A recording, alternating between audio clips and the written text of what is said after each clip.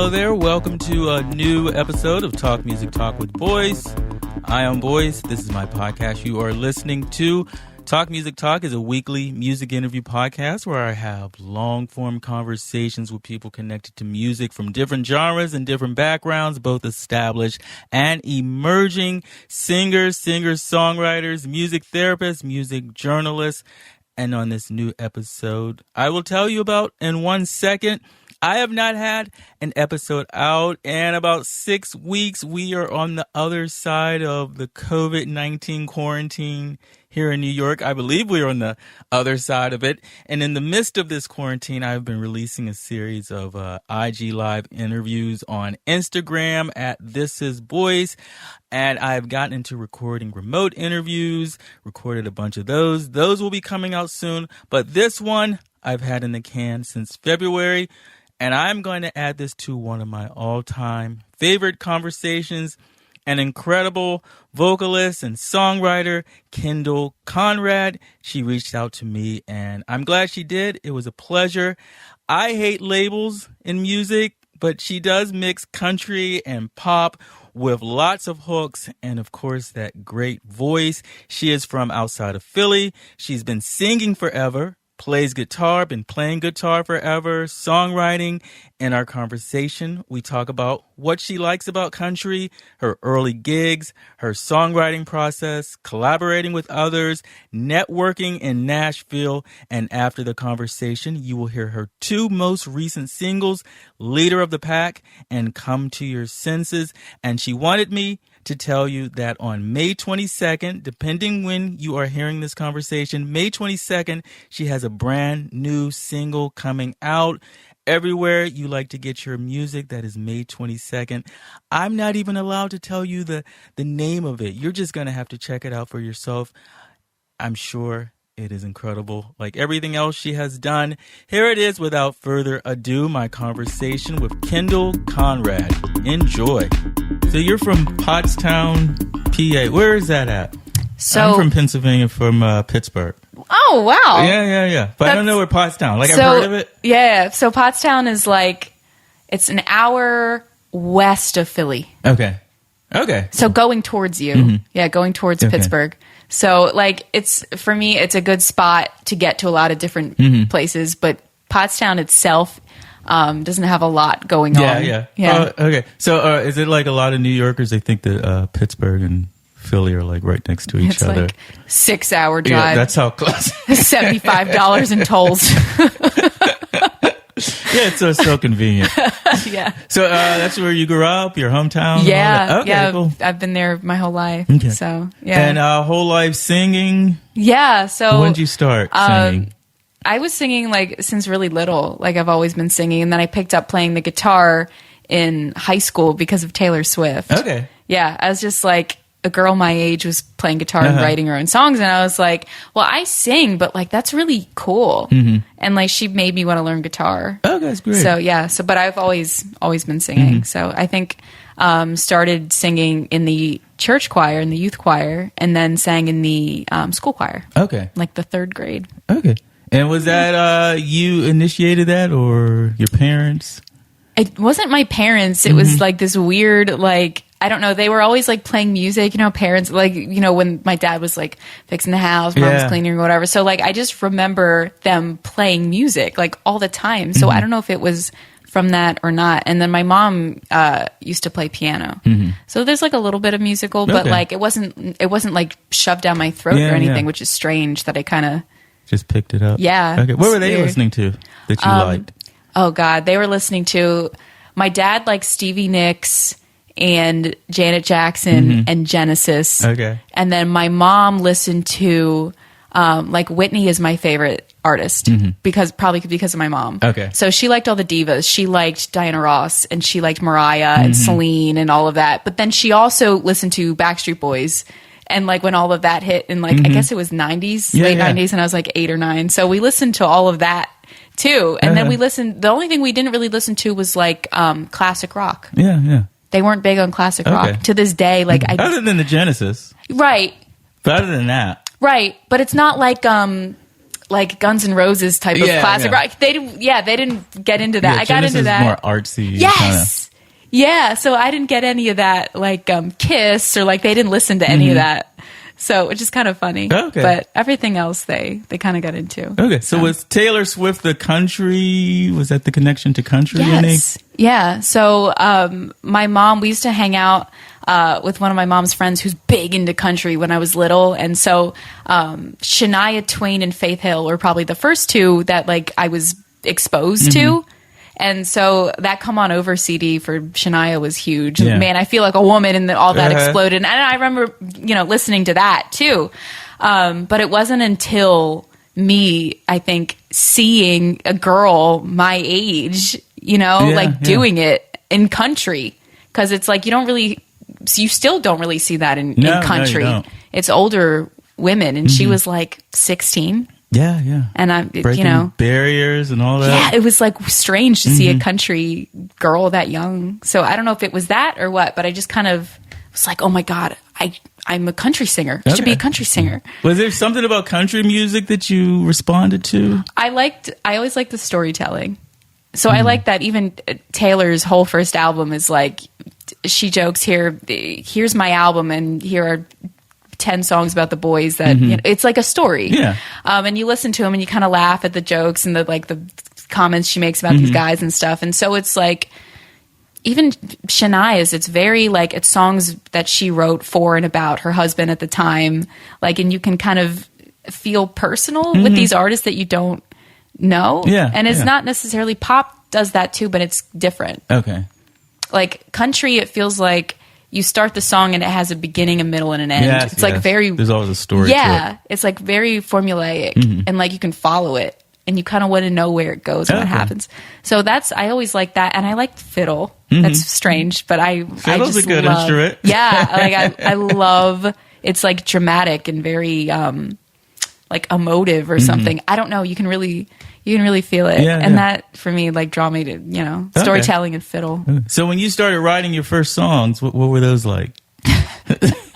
Oh, my God. Were you telling stories? Yeah, I was, like, writing about, like, guys in school that had no idea I existed, and I would, like, write them these love songs. And, like, as you ask me, I'm, like, thinking about them, and I'm like, oh, my God, they were so, like little, like, ditties and stuff. And, oh, my God, I finished them. Yeah.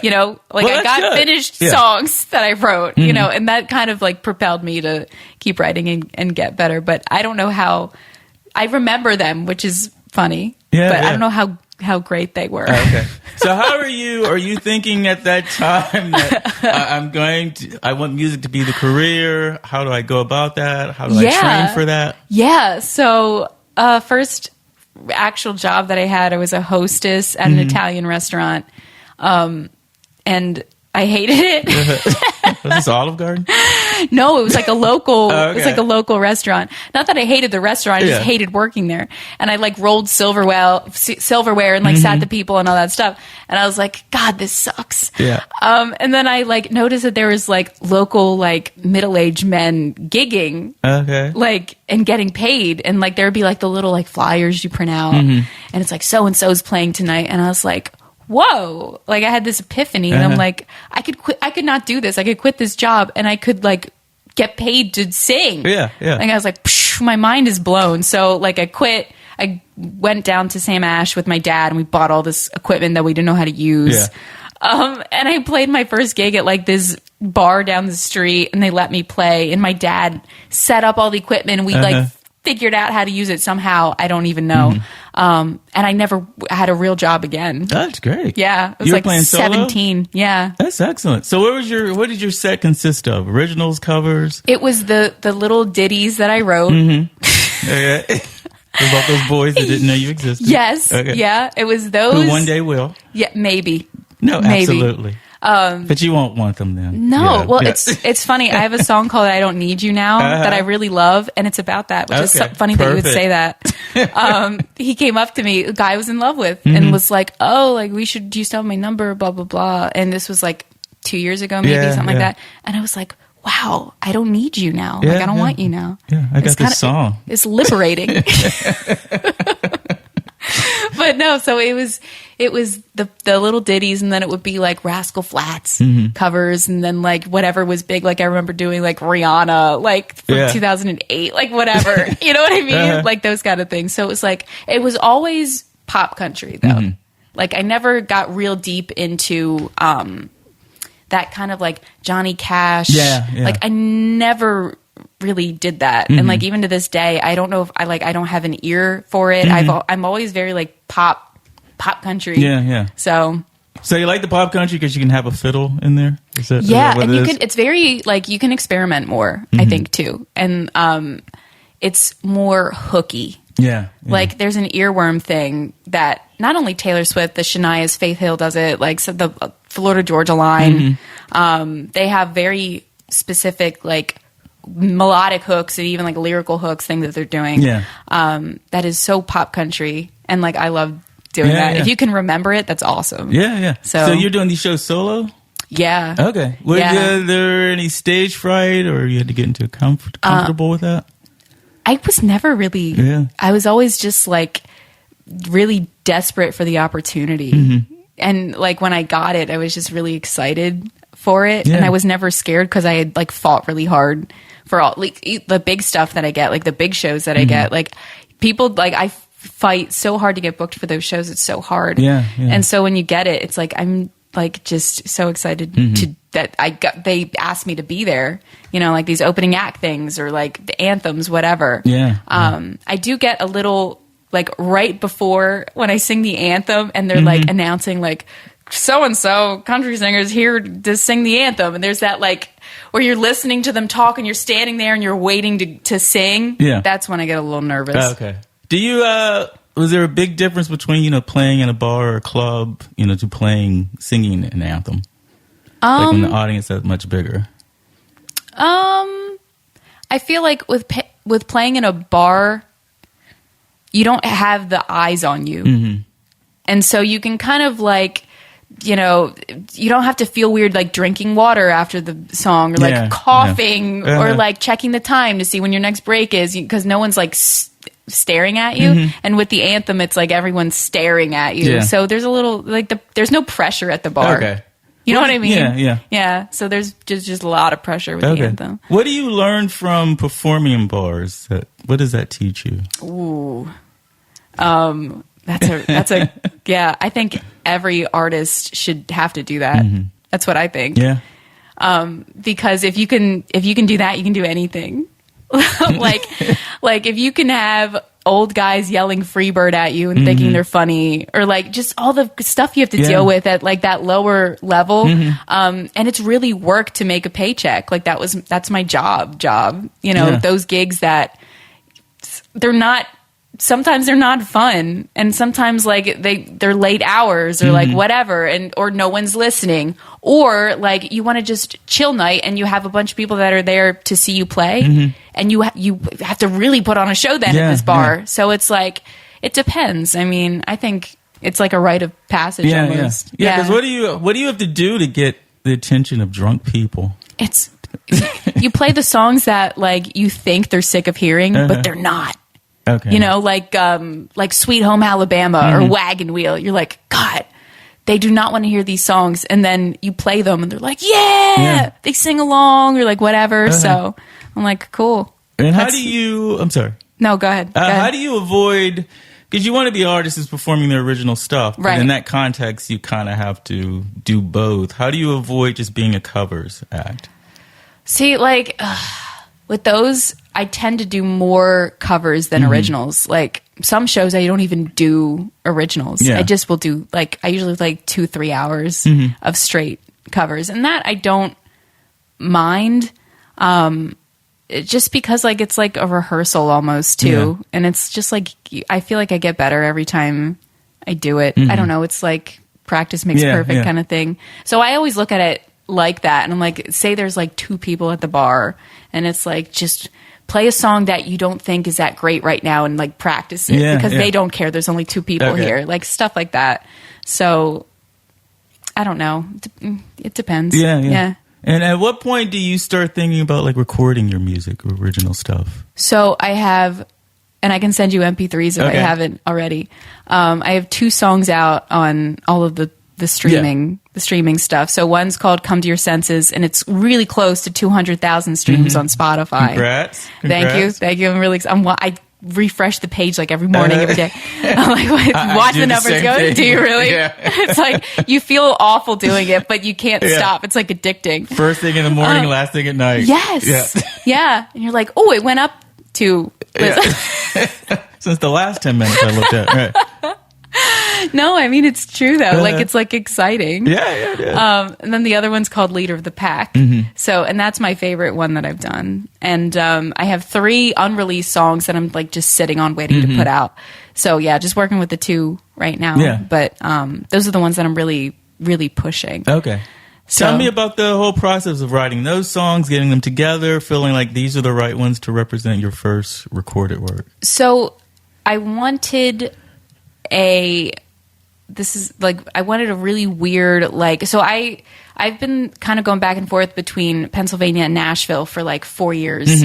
And so I really feel like I'm part of both communities, and I wanted the music to reflect that. So if you listen to it, it's like very, very pop, hooky, whatever, which is that like Pennsylvania, Philly, whatever. Yeah. But then it has like a story. It has fiddle and banjo and like all those twangy elements to it. So it's definitely like a meshing of pop and country. And I'm not really sure if it leans which way or not. Like it's like literally like right down the middle. And that's kind of where I want it to be. Yeah. But that it also makes it hard for me like pitching. Like I pitch it to country people and they're like, this is a pop record. Yeah. And so I took it to like just for the heck of it, pop only, like it was like a music licensing company or something. And I sent them my songs and I was just curious. And I didn't say it was country. I just said, here's songs. And they emailed me back and they were like, we don't take country artists. And I was like, what? But isn't like Taylor Swift like eliminated that conversation? You would think so, but it's like country music has a very specific sound right now. And Maren Morris is kind of breaking it. There are a couple people that are breaking it, but I'm not sure what that takes for it to be okay for you to break it. Yeah. So I don't even know. Okay. But, so what have you been doing traveling back and forth? What are you doing in Nashville? So I go to shows at night and I try to network with whether it's like the writers at the show or like if it's a bigger show, sometimes that artist like publisher or label, like their contacts will go. And if I can recognize them and see them there, like you can make that connection and say, can I come play you songs? And then during the day, I try to write with people, whoever will write with me, whatever. Or I'll try to check out like a new cafe or something because you can recognize people there too. And people are really cool about being approached and stuff in Nashville. Everyone's really friendly. Oh, that's good. Yeah. So it's really a networking thing. Oh, okay. Yeah. And what do you like that experience of learning the whole Nashville scene? I like new places and new things. I don't like talking to people. Which is kind of common with a lot of artists. Like you like the performing and being on stage, but like the whole Have you talked to anyone else that's like been like that? Yeah, I've had other people like they're much more withdrawn. Like they hate that part. That's so having funny to put yourself out in that way. Like putting yourself out there on stage is fine. Yes, but like it's one-on-one off stage is a different sensation. Yeah, it's like I don't know. I don't like the networking thing. I have to make myself do. And if there's someone in town, like a friend or something, I'm like, hey, can you come to this thing with me? Because if I have to go alone, I just won't go. Yeah. No, I have found like if I go to shows, if I go by myself, I don't have the net of a friend, and I'm more likely to go out and talk to people and push myself. Oh, so you're the opposite. Yes, I found that because I know if I did stuff with friends and I end up talking with friends, but I found if I go by myself, I will go up and just start talking to people because you're like I'm forced forcing to. myself. Yes. So maybe that's it. Yeah. Maybe I should try that. That way you have to. Yeah. Because otherwise, at the end of the night, you're like, I'm just going to stand and talk to my friend. Yeah.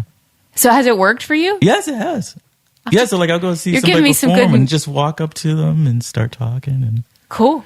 I'll have to try that. Yeah. That's good advice. Thank you.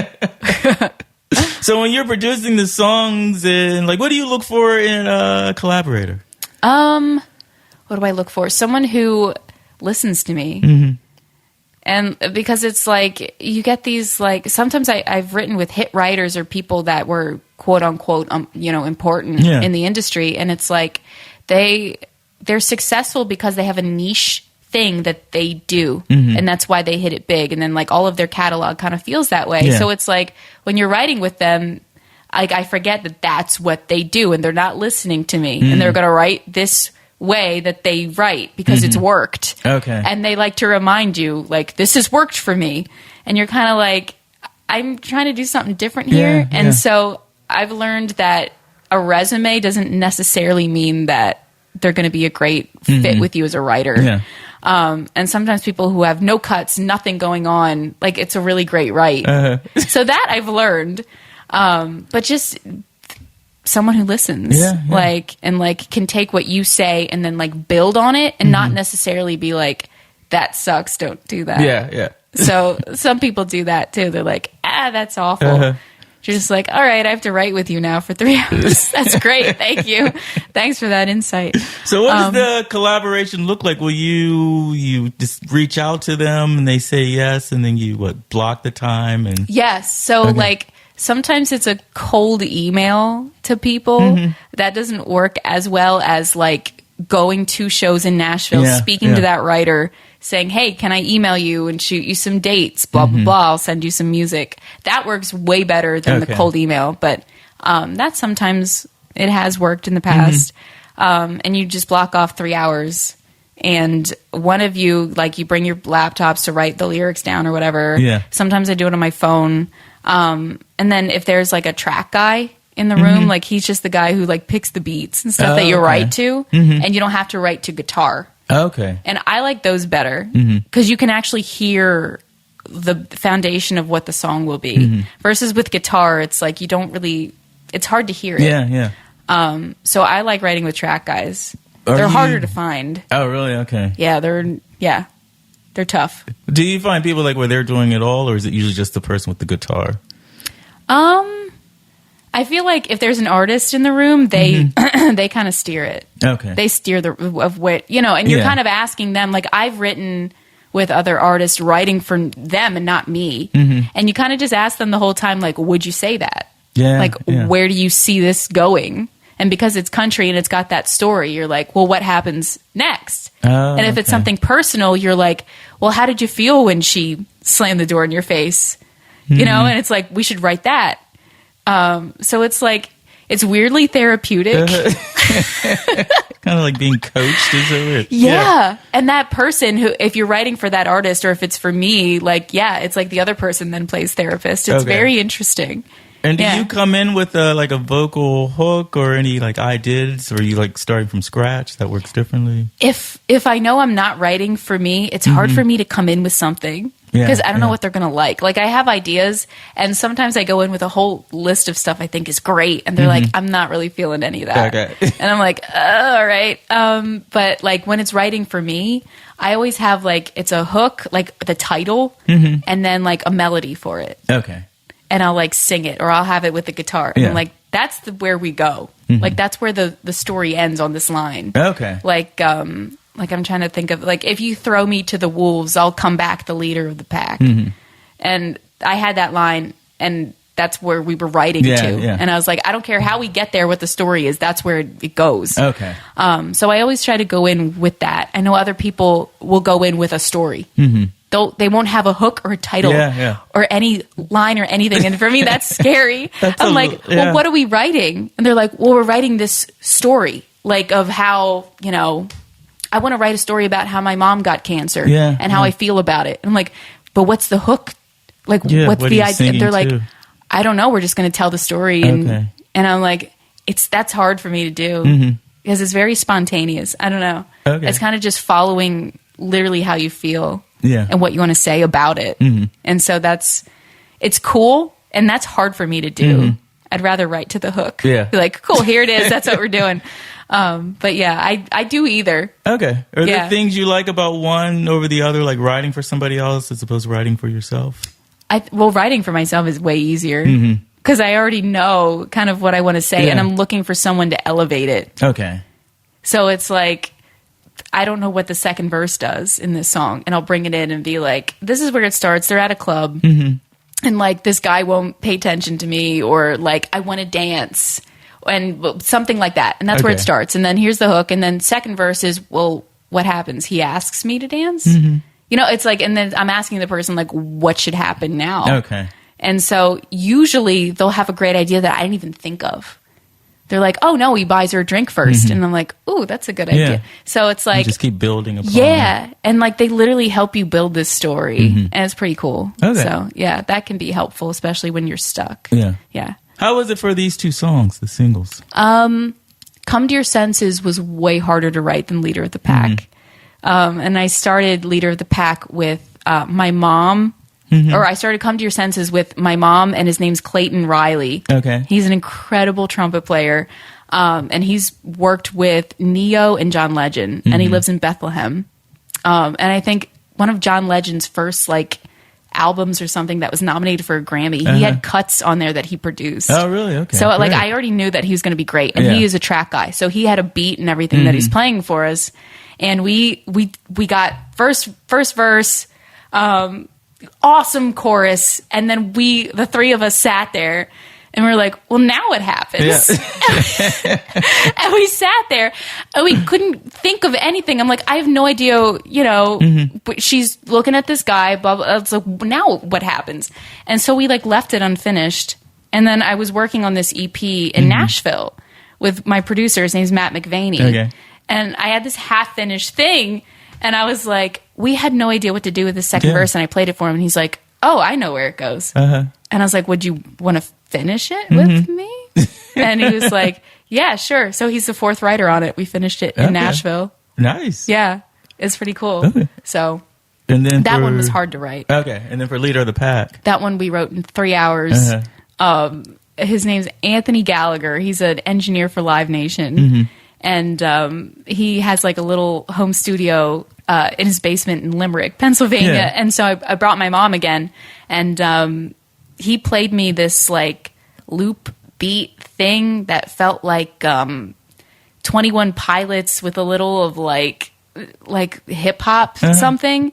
And I was like, ooh, that kind of feels like this line that I've had. Like it feels like it, like it's very edgy.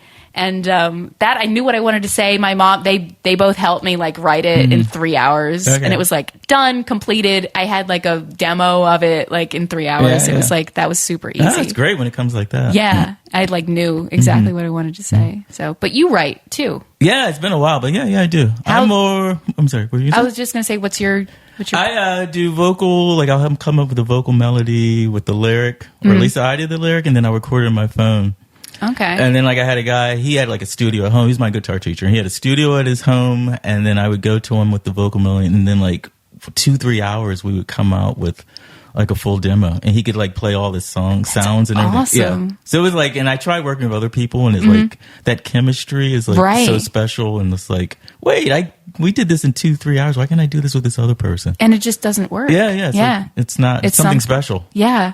Well, you found someone though. It's like dating. Yeah, it is. It's like either it works or it doesn't work. Yeah. You can't force it. You can't. And it's like, I got to break this off. Yeah. Like, I'm sorry. And the other person's like, no, I thought we had something. And like, I wasn't feeling it. I'm sorry. Because the one person I did work with after him, he was like, we're sitting there and he's like, this really isn't working. So it was a mutual. And I'm like, yeah, you're right. Oh. Well, it's easier when it's mutual. Yeah. I'm so glad he said, because I'm thinking, this is totally not working. How do I like get out of this? Yeah. So he did it first. Escape. God. My God. I was going to ask you, is there like a big country scene like in Philly and where you're from? Yeah. Actually, surprised. People don't think so, but like 92.5 XTU is our big country station. There's one in the Lehigh Valley, Cat Country, and then there's other big stations in Harrisburg even. And so I grew up kind of like in the suburbs, and I had like my own horse, and we still have chickens, and my sister has a goat and stuff. So it's not as like I'm like a little over an hour outside of Philly, like I said, and it's like it can be super country out there. Like people think because you're near Philly that it's like you're big walking the city. street, and it's not. It's like there used to be tons of like farmland and cows. There still kind of is around where I live, so it's kind of funny. Yeah. So the whole country thing, it's like it's there. Okay. And like the music is super popular. So like I play, whatever, Wagon Wheel, Florida Georgia Line, like everyone knows it. It's funny. It's really funny. Because I think Pittsburgh used to have like 3 country stations. I don't know if that's And like Kenny Chesney will sell out like, stadium. Yeah. It's so weird. Yeah. So that's wonderful. Yeah. So what do you have planned for the rest of the year? Are you going to release the EP this year or just trickle the songs out? I think, I've been talking about releasing the EP, but I might like trickle the songs out. I feel like we're in a singles. Yeah. Like, especially for like newer artists, it seems like the albums are just not hitting. Yeah. I don't know. You can like get more mileage out of trickling stuff out. And it's like, it gives that song a moment. Like, and I want to crowd releases and I don't want them to get lost. Yeah. Like, I want to just say the story of this song and how it happened. And that's what I'm promoting right now. So I think I might, like, I have the next one that I want to do. Yeah. I'm just not sure when I'm going to put it out. But like, I have to look at my calendar and like, I'm very specific with that. With like the timeline. Yeah. So I got to plan it all out. Okay. And it's still early enough in the year, I feel like, to ask, what would you like to see happen this year? Ooh. Let's speak it into existence. What would I like to see happen? I would really like to somehow, this is totally like cliche, but it isn't, go on tour or hear my songs on the radio. Yeah. I would really like to go viral with Leader of the Pack. Okay. Like I would like somehow for my SoundCloud to one day just explode or something weird, or like somehow like a million the things use it on TikTok or like some stupid. Okay. I would like to go viral with something. Okay. Well, you put it out there. There. So I said it was going to happen. Universe. Yes. And this will be like the capture the moment. Oh, this is when she said yes that it went viral right before it went viral. Yeah, we can like link back to this. Yeah. That would be so great. I want a dance monkey moment of this song that just explodes out of nowhere. That's what I would like. Okay. I would like that for you too. Thank you. Well, what's the best place for people to keep up with you online, get the music? So it's just my name on like everything. Kendal with 1 L, Conrad with a C. Instagram, Facebook, Twitter, YouTube. It's all of it. Twitter and Instagram, I will follow back. Yeah. And if I don't, you can message me and I'll hit you back. I try to be good about that and try to answer everything. Okay. So, but yeah, that's the best places to find me. And again, I'm on Spotify, Apple, all the streaming stuff. So. Excellent. Is there anything I left out, Kendal? I don't think so. You're very like easy to talk to. Thank you. So are you. I enjoyed this. It was a pleasure. Thank you. Yeah, and I same wish here. all the best for you. Thank you.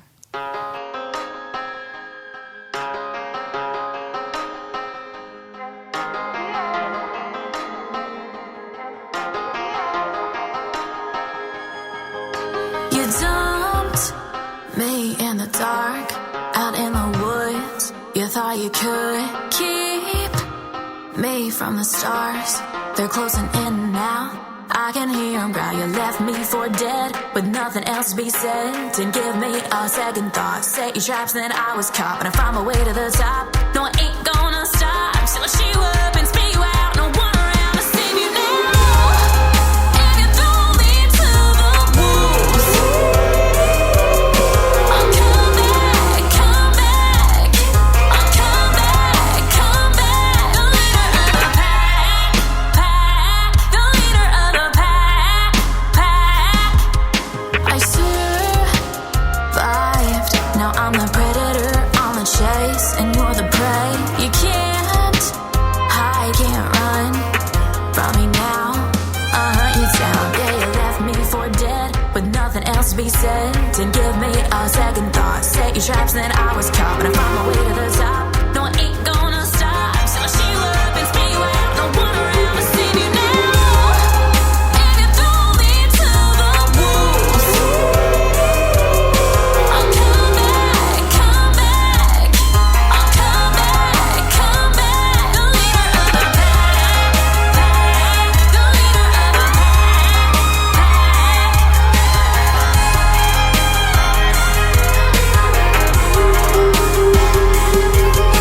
Revenge tastes so sweet, so much sweeter than the lies you fed me.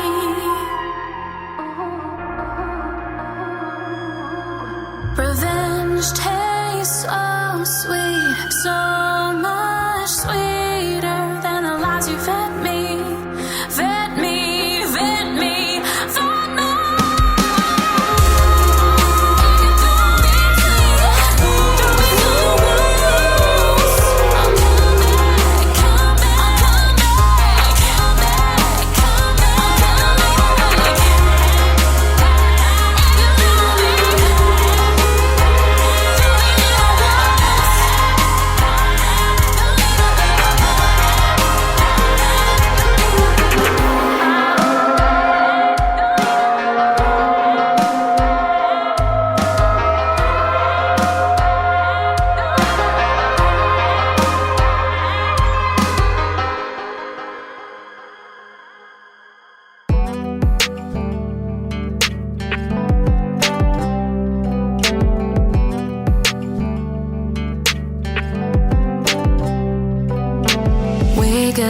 Wake up, been waiting all night for you to let up. Quit playing games, it's your move.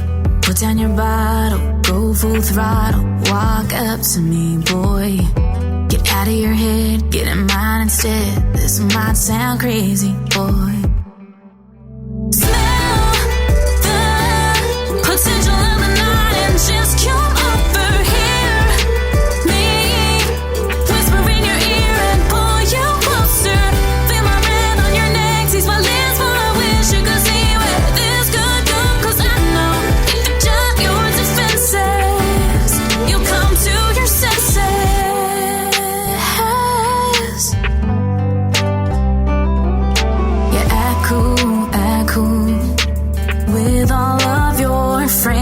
You can't fool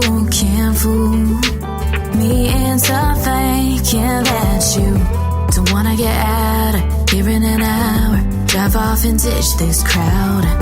Get out of your head, get in mine instead. Tell me, how does that sound? Smell the potential of the night and just come over here.